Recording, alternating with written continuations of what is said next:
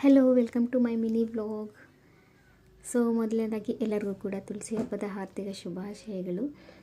ಇದು ತುಳಸಿ ಗಿಡಕ್ಕೆ ಕುಂಕುಮ ಎಲ್ಲ ಹಚ್ತಾ ಇದ್ದೀನಿ. ಎಲೆಗಳಿಗೆ ಅಲ್ಲಲ್ಲಿ ಸ್ವಲ್ಪ ಹಚ್ಚಿದ್ದೆ, ಬಿಕಾಸ್ ಎಲೆಗಳಿಗೆ ಕುಂಕುಮ ಜಾಸ್ತಿ ಹಚ್ಚಿದ್ರೆ ಅದು ಸ್ವಲ್ಪ ಡ್ರೈ ಆಗಿಬಿಟ್ಟು ಎಲೆ ಎಲ್ಲ ಉದುರೋಗೋ ಚಾನ್ಸಸ್ ಜಾಸ್ತಿ ಇರುತ್ತೆ. ಹಾಗಾಗಿ ಯಾವಾಗಲೂ ಬುಡಕ್ಕೆ ಹಚ್ತಾ ಇದ್ದೆ. ಇವತ್ತು ಒಂದು 3-4 ಎಲೆಗೆ ಕುಂಕುಮ ಎಲ್ಲ ಹಚ್ಚಿ ಮತ್ತು ಪಾಟಿಗೆಲ್ಲ ಹಚ್ಚಿದ್ದೀನಿ. ಆ್ಯಂಡ್ ಅದೆಲ್ಲ ಆದಮೇಲೆ ರಂಗೋಲಿ ಕೂಡ ಹಾಕಿದ್ದೀನಿ. ಈ ಥರ ಹಾಕಿದ್ದೀನಿ ರಂಗೋಲಿ, ಪದ್ಮಾಸನ ರಂಗೋಲಿ ಅಂತ ಅನಿಸುತ್ತೆ. ಇದು ಎಕ್ಸಾಕ್ಟಾಗಿ ಗೊತ್ತಿಲ್ಲ, ಬಟ್ ಇದು ಪೂಜೆಗೆ ಮುಖ್ಯವಾದ ರಂಗೋಲಿ ಅಂತ ಹಾಕಿದ್ದೀನಿ. ಆ್ಯಂಡ್ 4 ದೀಪ ಇಟ್ಟಿದ್ದೀನಿ.